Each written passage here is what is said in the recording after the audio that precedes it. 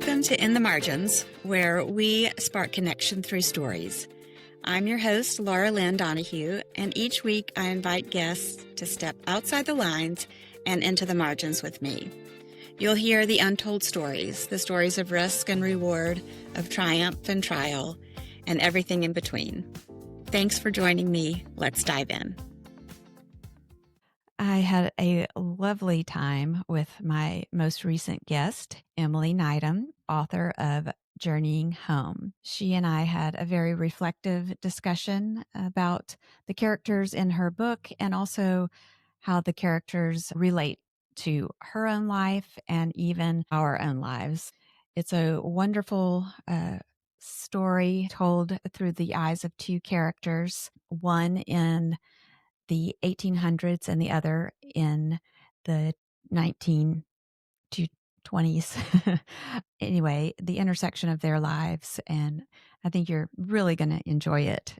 Stay tuned, and Emily, welcome. Well, Emily, welcome to In the Margins. I am so excited to get to talk to you today about your book, Journeying Home, which, well, it's been almost a year since it was released, which is hard to believe. But thank you. Thank you so much for being here and for being willing to share with us about Journeying Home and the process. And we've just got lots to hear, and I'm looking forward to it. Well, thank you for inviting me on. I'm thrilled to be here, and yeah, I love chatting about my book and how it came to be. So this will be a fun conversation.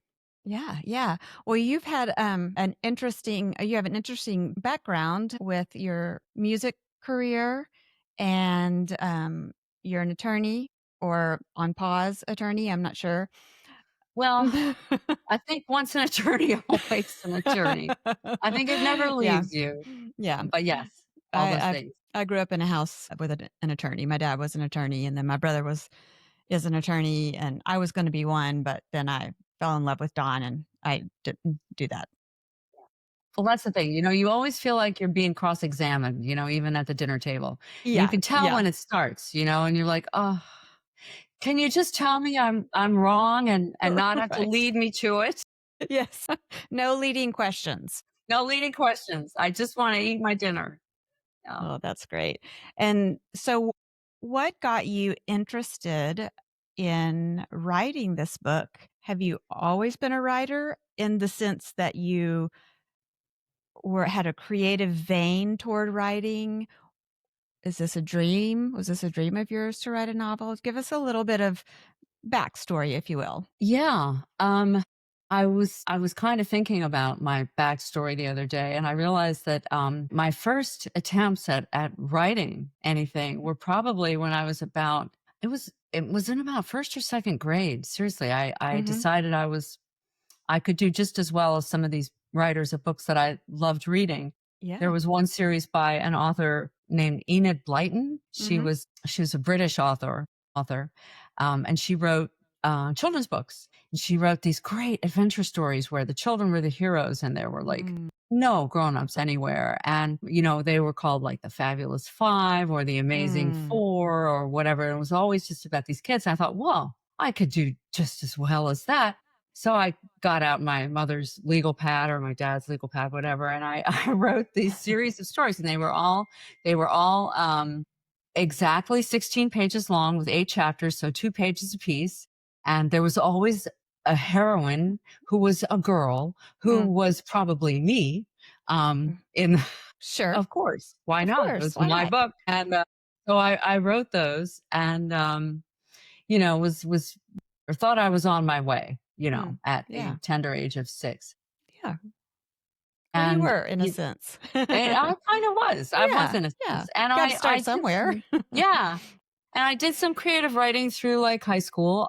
I won an award in college. I won an award for best essay on an American poet or some phase of American poetry, something like that. Wonderful. that was very exciting.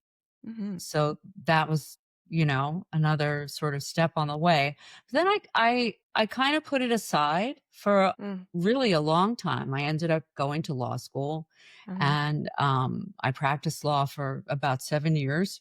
Uh, and then my husband and I moved to Southeast Asia. We moved to Oh, Bangkok. We spent about 5 years there. Our twin boys were born there, and life just kind of takes you over. yeah. You just don't have enough time to do everything that you No, want to do. So I that's right. didn't really do much writing for a long time, except for like things in the law firms or the law offices that I was working in. And Mm. that's not really creative writing. That's very, Yeah, very circumscribed. right. Um, anyway, our twin boys did actually grow up, and they went to college and they left home. And Mhm. as kids are known to do. Yes. And I thought, golly, what am I gonna do now? Suddenly I have some time. Yeah. And I I had I had been doing some writing, again, very circumscribed. I was on a couple of charitable boards, and I seemed to be always the one that was selected to do the minutes. And I Mhm. would keep getting these comments like, "Emily, your minutes are so great." I'm like, "They're just There's some minutes. There's no imagination here at all." Um, but it got me thinking, and I thought, well, here I am spending all this time, writing up minutes for board meetings that no one will probably ever look at. And I Right. thought, you start becoming conscious of time, and Mhm. how much you have or may not have left. And I Yeah. thought, one thing I'd always told myself that I wanted to try was to write a novel. And Mm. you get scared. You think, well, Mhm. what if I can't do it? But Yeah, you don't know until you try. that's right. You have to try. Yeah. So I tried, Mm. and I wrote about 50 pages, and I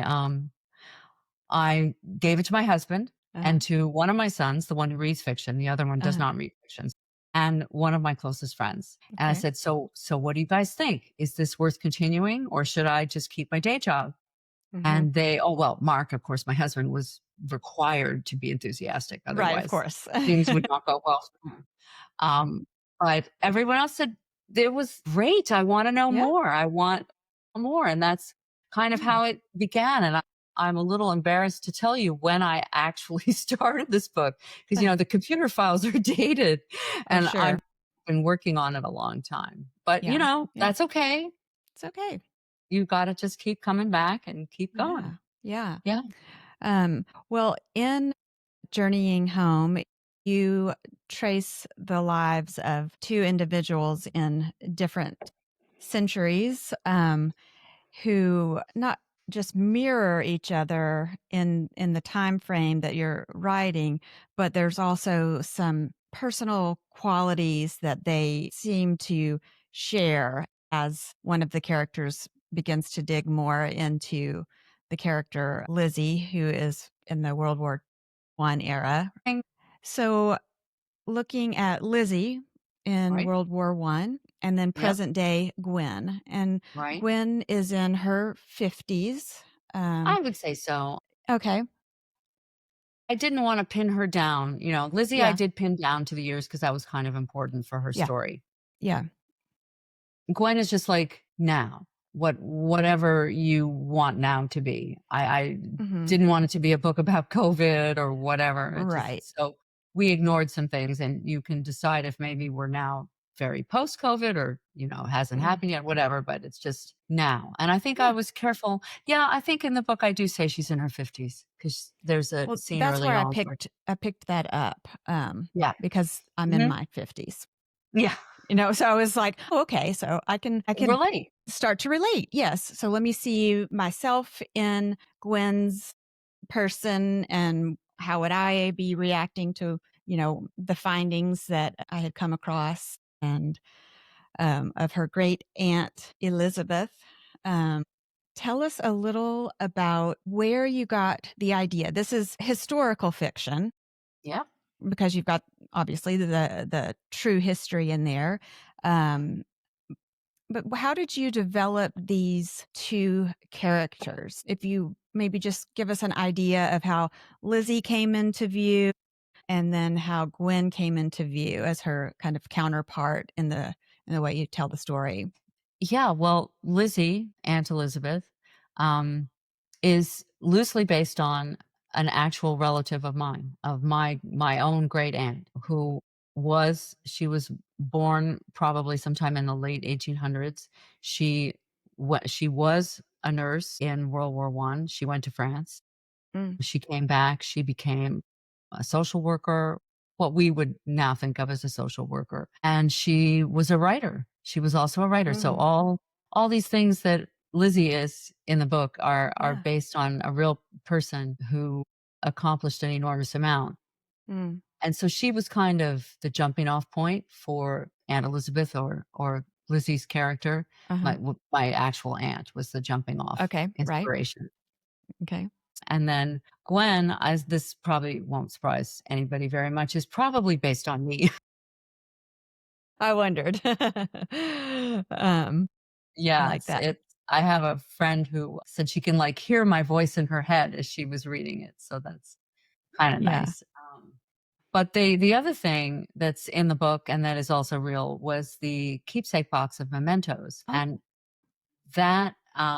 that was what really inspired me. A little bit of guilt in taking so long to go through that box, mhm. um, and I think Gwen feels a little guilt as well of, like, just transporting it from place to place to place to place to place, and not ever looking at it, not ever looking what was in it. But, I, uh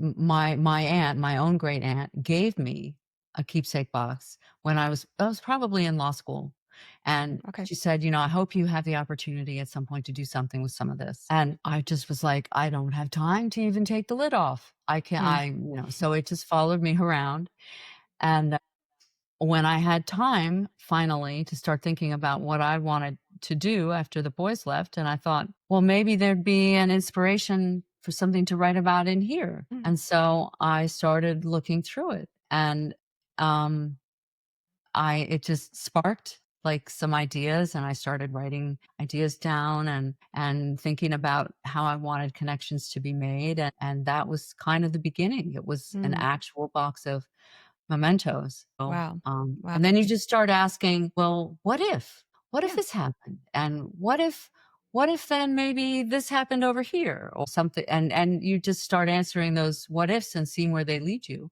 And Mhm. then you suddenly have a plot. And so there you Yeah. are. Well, I just thought that was so creative. For those who haven't read the book, Gwen, the present day character, has a box that her father gave her, and this box is filled with keepsakes that belong to her Aunt Elizabeth. And these are things that pieces of her life, we'll Yeah. just say. Yeah. And Yeah. this box was filled with those. And Gwen's father had the box, gave it to Gwen. And like you said, like many of us do, we're like, oh, this is nice. And, I'll get to it. I'll look Oh in, dear. Another you know, thing to do. yeah, exactly. And she's very relatable. She's like, I've carried it to this house and then this house. And, finally she's moving and she's like, it's time. And there's other circumstances going on that also make it relevant. But I just really liked the idea of the visual of when taking each item out Yeah. and, having the visualization and her age. It was almost as though this was now age appropriate. Not that there was anything risque that she was uncovering, just that when she was given the box at first, she was in college, Yeah. right? And a lot probably, yes, in college. That's right. Yeah. I'm confusing Gwen with me. Yeah. Well, I was going to say law school, but then I was No, like, you're no, exactly that's. right. Gwen was in college and not in a mental state to deal with it or appreciate what she might have found. In that keepsake box, Mhm, the one that was actually yours that was given to mhm, you, was mhm. there an item in there, one in particular that struck a chord with you, in particular, or your mind started rapid firing of your plot? Anything like that? It was a picture of the, troop ship that Mm, they went over to France on. That yeah. really sparked it for me, and I thought, "Wow, this is wow," and that made me start thinking. It's funny that you would ask that because now, like, I would almost have to go back to the box to Mm, see what's real and what I've imagined, sure. Yeah. but I think the troop ship picture was real, Mm, and yeah, because she went over to France on a troop ship, and that was there's a scene in the book that is one of my favorites that, involves being on the boat. mhm. Well, it seems as they would take what used to be sort of luxury ships that were crossing the pond, so to speak, Mhm. and suit them for They'd refit military. them. Yeah, they'd They'd refit refit them. them. Mhm, and not so luxurious. Not luxurious at all. Yeah. That's a long way to travel. Yeah.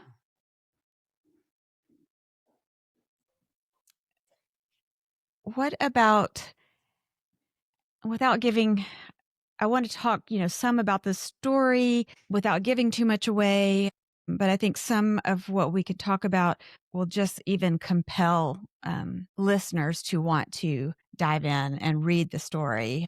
So, when you think about the two characters, do you see a relationship, like an invisible relationship that forms between the two? Absolutely. Mhm. Absolutely. The relationship starts right at the very beginning of the book. Mhm. There's a, what's an intersection of Yeah, the line yeah. very right away at the very beginning Mm. of the book, and Yes. Gwen then spends much of the book researching her Aunt Elizabeth's life, and in the process, uncovering some of her own destiny, I guess, Mm. is a one way to put it. So, yes, I think there's absolute she feels the thread. She's like she hadn't really thought this was something she wanted to investigate, but, Yeah. fate conspires to bring her down to Richmond, which was where Mhm. her aunt lived, and she found her aunt's papers and started investigating what might have happened. And the more she finds, I think the more she feels connected to Mhm. her aunt, um, and feels like part of her destiny is not where she spent the last 20, 25 years, whatever, in Massachusetts, Mhm. but maybe belongs down in Richmond where her aunt was. Mm. I Yeah. say maybe because, I don't wanna give anything Who away. knows, right? Who We don't knows? know. Who knows? But absolutely, Yeah. there's an invisible thread, I believe, that links them. Yeah. Yeah. Well, I also noticed, in Gwen, as she would look back on her Aunt Elizabeth's life, she would often compare herself in a way. Oh, Mhm. Aunt Lizzie did this. She did that. She was a nurse. She had a master's Uh-huh. degree. She had her, you know, Mhm. continuing education. And you could feel that sense of, I don't I don't know if I measure up or I wish I had these types of things to my name or, some those types of just feelings of maybe inadequacy, so to speak, that Yeah. rise up in all of us as just a natural part of being a human being. Yeah. How did you come to bring that struggle in for her? As I think about that, I guess it's kind of what it propels the story along in a Mm, way yeah. because she wants to learn more. Mm, And if she hadn't felt inadequate or maybe like hadn't done enough or whatever, she might not have wanted to explore further. I mean, I think she's looking for answers in her own life mhm. as to what her future holds. Yeah. Yeah. Maybe there's more.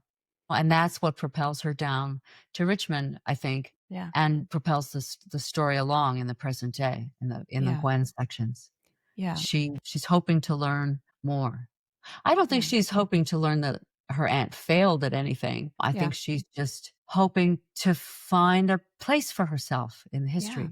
Yeah. Yeah. Well, and that, like you said, that can be motivating. It also can create a sense of pride of Yeah. someone, in your family who has had accomplishments. Gwen herself is going through a divorce. Mhm. And so she is in the middle of something very life changing. Mhm. And I don't recall how many years she and her husband had been married, but I know that they have a grown son.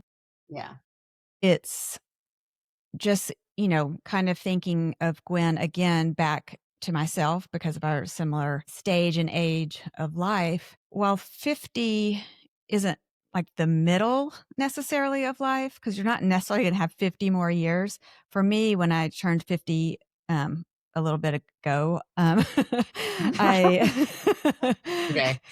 yeah, yesterday was my birthday. Um, I I felt like, okay, this is my time. Yeah. Sort of like what you were saying when your boys had grown and gone. I mean, all my children are out except for one, but I still there was this space Mhm. of, oh, what do I do now? Mhm. And Gwen has really offered the privilege of getting to search. Mhm. Yeah. Yeah. And even She though the circumstances may not have been what she wanted them to be, but she took advantage of that. she's gonna take advantage of the time. Mhm. She's Yeah. gonna go. She's gonna take a chance. Yeah.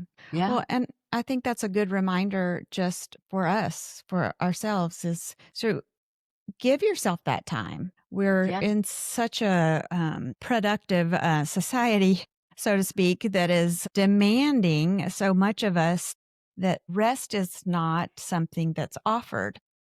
You're s you're so right. I feel guilty for sitting down in the afternoon. I'm like, "There must be something else Yes. I need to be doing." Yes, and it's Yeah. it's really I was talking with someone the other day, just about culture.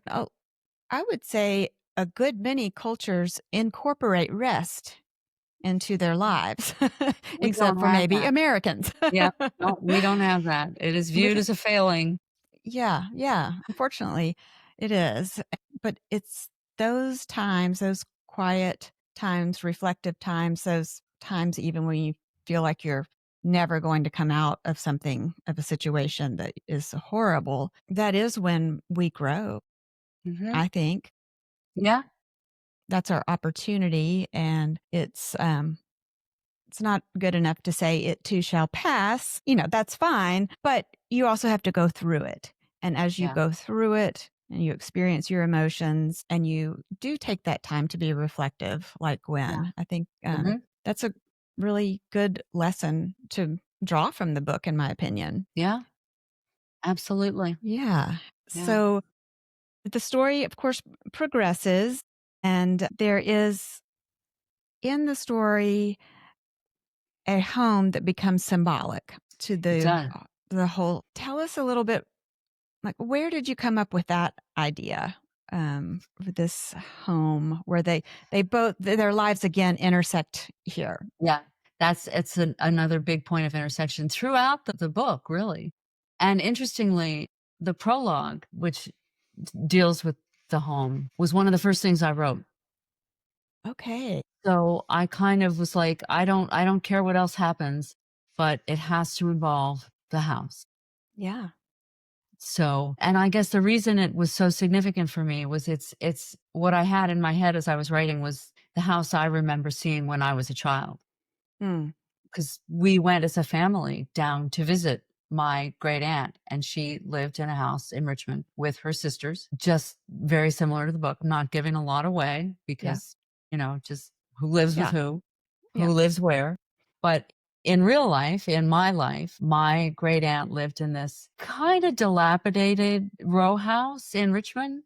Okay. And it was very much as the house is described in my book. It was small and it was a little dark because there was a huge tree in the front yard, which I'm not sure you could even call a yard because it was so Mm. tiny.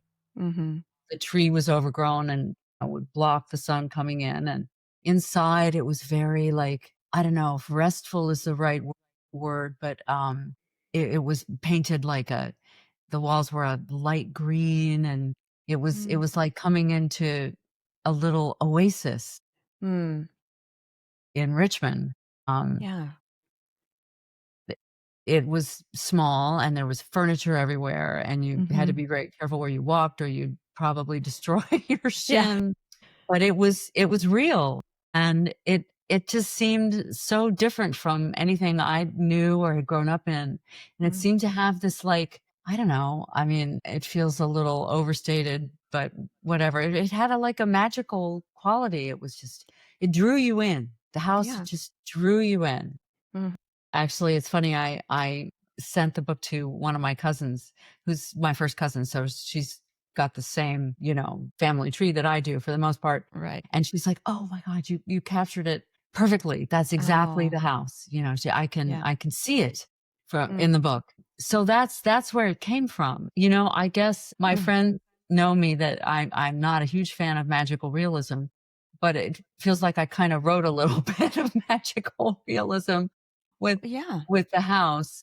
Yeah. So it just was an important touch point of intersection for both timelines. That's Mhm. where they converge. Yeah. Well, just hearing you describe it is very magical. Really, it is because I began to think of C.S. Lewis and the children stepping into the wardrobe and coming into this, Narnia, other Oh, land. what a And beautiful image. I hadn't, so I wrote it and I never thought of that. that's the way you described it just then. And um, it just really made me like, oh, I want to see that visual. I want more of that. And so I think it's good to have a little magic in there, a little magical presence of, It's I have to stop, complaining about magical realism because I there you wrote go. them. Well, you're up there with some good ones. Yeah. Oh my god. Yeah. Wow. That gives me chills. Well, speaking of, you were talking about the two different timelines of the women. How did you keep that straight? Did you write about one first and then the other, or? It's no, I didn't Mm, write like all the Lizzie sections and then all the Gwen sections. I did not do that. I yeah. started at the beginning and I wrote from chapter 1 until the Mm, end. I just something in me was like could tell me, okay, this is where this section of Lizzie ends. Now you go write about Gwen, and we'll do that until we feel it's time to go back to Lizzie. And it just felt kind of like organic. It mm, I didn't have I almost never had trouble thinking, is this section done or not? It seemed very obvious to me when each section should be done. mm, So that wasn't hard. What was hard was making sure I didn't have somebody be 25 in one section and then mm. 35 in the next, having had children when she was 8 and, Yeah. things like Yes, that. yes, the That math. was a real challenge to try to keep that all straight, and I had flowcharts, I'd paste pieces of paper together and, Oh, like, make okay. a timeline and make sure I didn't, mess something up, and I think I did pretty well. Yeah. Nobody's written to me on my website saying, "You messed up the timeline completely." "How could so and so have been doing this when that wasn't invented until whatever." Nobody said anything, so Yeah, I'm gonna okay, take that. good, good. I think that's a good sign. Um, but it was challenging, and I didn't realize how challenging it would be, I don't think, when I started it. Yeah. It was a lot of math, which Yes, my favorite that is not my favorite at all either. for writers. And I don't mind saying it either. If I have to use my fingers sometimes, I will count on them. I will, no shame. Right, right. So I'd love to know, with the two of us, I just, had a book release not too well in the spring, and I'm thinking about myself, but in a way that I would like to ask you a couple of questions about your experience being an author. Tell me, if you will, what did it feel like for you as Emily to have a book published? Who were you when that happened? Oh, I was Sorry. It's okay. I was joy. Mm, And it was, like, so validating. mm, Was I still remember getting the call from, Julie, our mhm. publisher, Yeah. and, having her say, "Yeah, I'd I'd like to see more. I think Mm, this is the kind of thing I'd be interested in." And I just I almost cried. It was mm. amazing. I've done some, interesting things in my life, and I've done a lot of singing, but this was to all mine. Mm. That I it was like it's like another child. Yeah. It was all mine. I just felt, not giving you the one-word answer, but I No, felt we don't want the one-word answer. No. I felt like there was it was as though all imposter syndrome had just Mm, vanished, and was like, "I can do mm, this. I did mm. this. You I did can it. do this." It Yeah. was amazing. Yeah. I just think it's so lovely, to hear you say that because remember the experience, and there's part of you who doesn't know who that person is yet Yeah, and doesn't until know if the they book can comes. do it. You don't know if they can do it. You don't know what Right. they say in an interview. You don't know No. what they do on a book at a book festival. Just all the Right. newness. Right. It's it's It's very scary, rewarding and and scary. Yeah. you're taking a chance when you start writing. Mhm. Will anybody, wanna read this? Yeah. And that has been so gratifying for me that people do wanna read it, and then they, Mm. like, write nice reviews about Yeah. it. It's been incredible. It's been an amazing experience. I think as women, we wear roles on our sleeves, so to speak. We're the mother or the wife or the lawyer or but then to just be free and say, okay, it's me time. Right? Just like Gwen was doing in the book. It's Me me time. time. That's right. I'm gonna have half a bottle of wine and some ice cream and call it dinner There you go. Oh, yes. because I Wonderful. can. Yeah. There are a lot of things that I think become more realistic with age. Yeah. And I've just thought, I'm just going to give this answer. No, I can't. I don't want to do that. Yeah. I can do everything on that page that you handed me, but I don't want to because I know the consequences. Um, and getting to know ourselves, Mhm. so to speak, is a really important part of living a full life, in my opinion. Yeah. When I was writing, I would think I would write a section, I'd say, "Does this work?" And then I would be Mhm. like, "You wrote it. Yeah. So if you like it, then it works." Mhm. It's this project was all about me, Yeah. Yeah. and it was just really fulfilling. It was fulfilling. It's Really, wonderful. makes me wanna do another. And I Sure.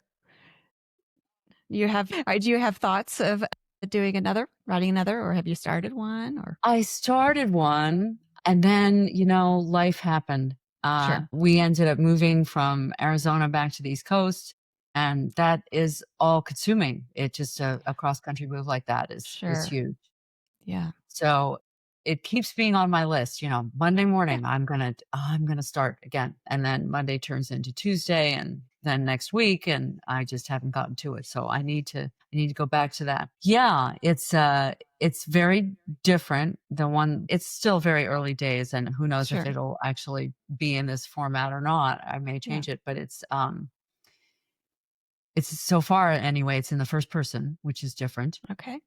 Yeah. And it's set in, at least at the beginning, it's set in the 1960s, early 1960s. Oh, So, fun. and it moves forward in time. And it's kind of, if I had to describe it, sort of like what's real, what's not real, how do you tell? Yeah. Mm. So I'll leave that little seed Yeah. That's intriguing. for the I'm next book. interested. Yeah. um, Yeah, good. Yeah, tentatively titled The Shore Road. Yeah, so we'll see if it Sounds comes good. to fruition. Yeah.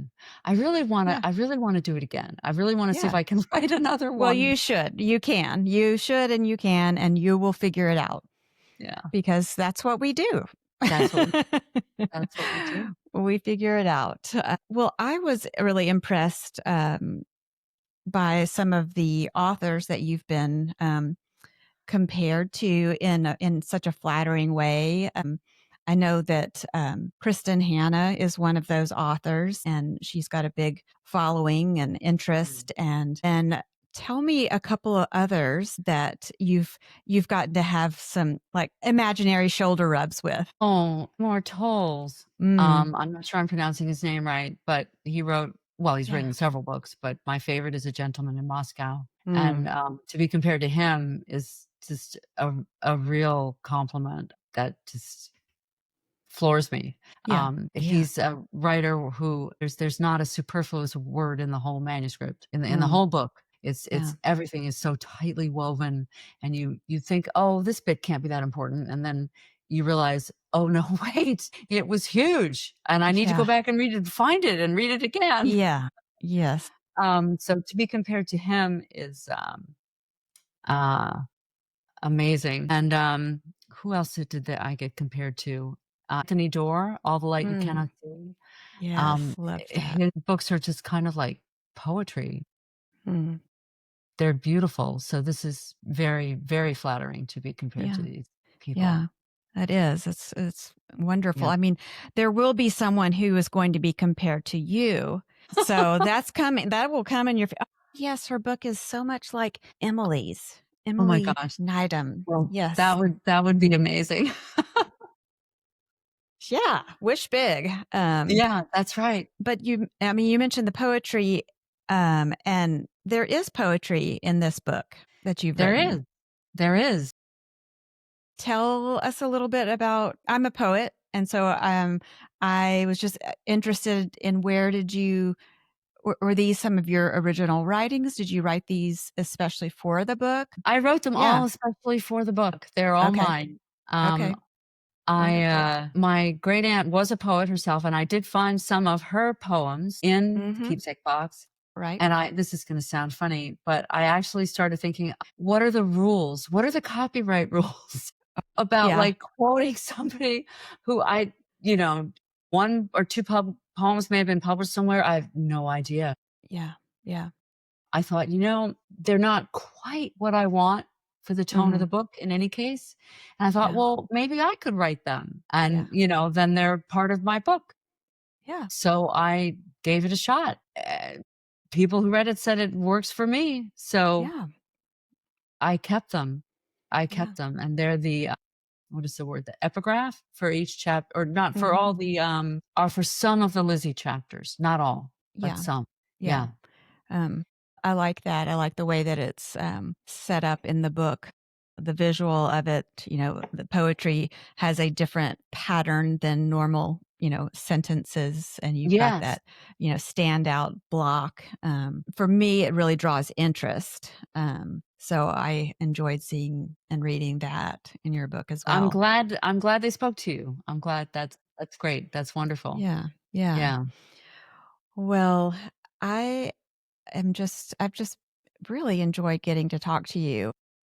I've We enjoyed it we too. met briefly in Tucson, but we didn't really get to Yeah. chat. Tucson was busy. It was very busy. Yes. Tucson was very, very busy. Yes, it Not a lot of was. time for chat. No.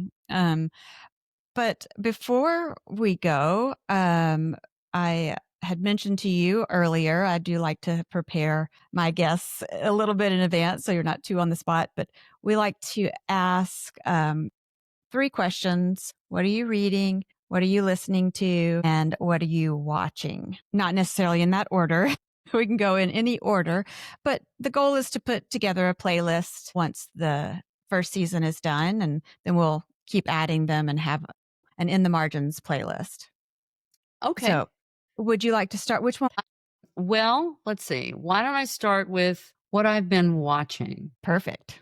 and what I just finished watching, and am so happy because I think there's going to be another season, which I'm going to have to wait for, which I'm not happy about, but Right. whatever, Now. is The Gilded Age on, I think Oh, it's at Netflix. Yeah, I know. so good. And, just a soap opera with amazing costumes. It's Mhm. just, what could be better than that? Yeah. Yeah. It's great. I loved it. I also liked, and my son was the one who prodded me into watching this. I finished it before Gilded Age Uh-huh. and found myself quite bereft of things to watch on TV. So I'm glad I found Gilded Age. But anyway, Mhm. what my son recommended and really wanted me to watch was Better Call Saul, Oh, yeah. equal to Breaking Bad. And Yes. I had Yes. tried to get into it at one point. I was like, "Sweetie, I can't. It's just not working for me." And he's like, "Mom, you Yeah. gotta give it another try. You gotta try Yeah. again." Yeah. So those are 2 things that I've been watching recently. Okay. Great. Good So let's ones. see. Oh, what have I been reading? Yeah. What Okay. are you reading? I have been reading Hamnet. It was Mm, a birthday present, okay. by the same author who wrote The Marriage Contract, and it's Mhm. like, O'Shaughnessy, something like that. I should know Yep. better. Yep. No, it's okay. It's okay. We'll look it up. Oh, okay. Not Alright, a you can problem. okay. Yeah. Um, We all draw blanks, but I do think that's the right last name. but it's beautifully, beautifully written. And again, it almost feels like you're reading poetry at some points, and Yeah. it's a beautiful book. Is it So, tell me the title again? It sounded like um, Hamlet, but it wasn't. it's close to Hamlet, and in Okay. fact, they even go into that at the very beginning of the book, how the back in the day, in the 1500s, late Mhm. 1500s, which is when this was taking place, Yeah. the name Hamlet with an L and Mm. Hamnet with an N, they were almost interchangeable. Oh, So, interesting. yeah, and if it reminds you of Shakespeare, then you're not far wrong. Okay, great, great. Well, and that one's gonna be on my list. I always like to write them down so I don't have to wait and go back and look through all the notes. Um, well, wonderful. So what about listening to? Is there, a genre of music? Is there podcast you're listening to? Let us hear what you're listening to if you've got something. What I tend to listen to a lot, 'cause, Mhm. I still do some singing, is I Uh, tend to listen to recordings of whatever I'm trying to learn. mm, So lately, I've been listening to the Duruflé Requiem because okay, we're gonna be singing that in a church concert on Sunday, November 2, I think it is, okay. and I tend to listen to what I need to learn so it gets in my head. Yeah, So yeah. I've been listening to that. Oh, Not pop music. yeah. Those are over for me, Yeah. but I would say primarily music I need to learn, and then also just groups like Voces. Yeah. Yes. I, would love to know more about your musical history, and I love now knowing that you are still singing I and am.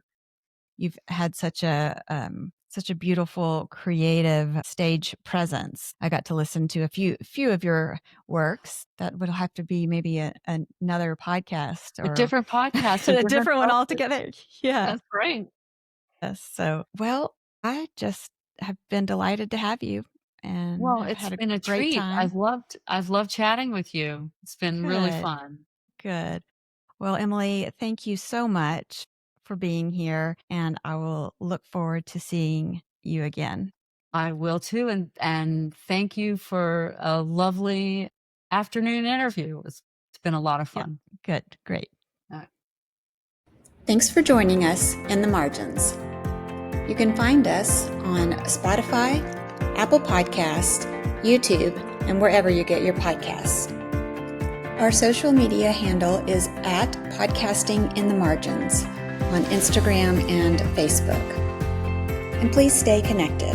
Like, follow, and share our podcast. What you do can help our podcast be successful. In the Margins is produced and edited by Dawn Donahue. Our guest liaison is Kim Orendor, and we're supported with gratitude by W Brand Publishing, where your story matters. Thanks for joining us.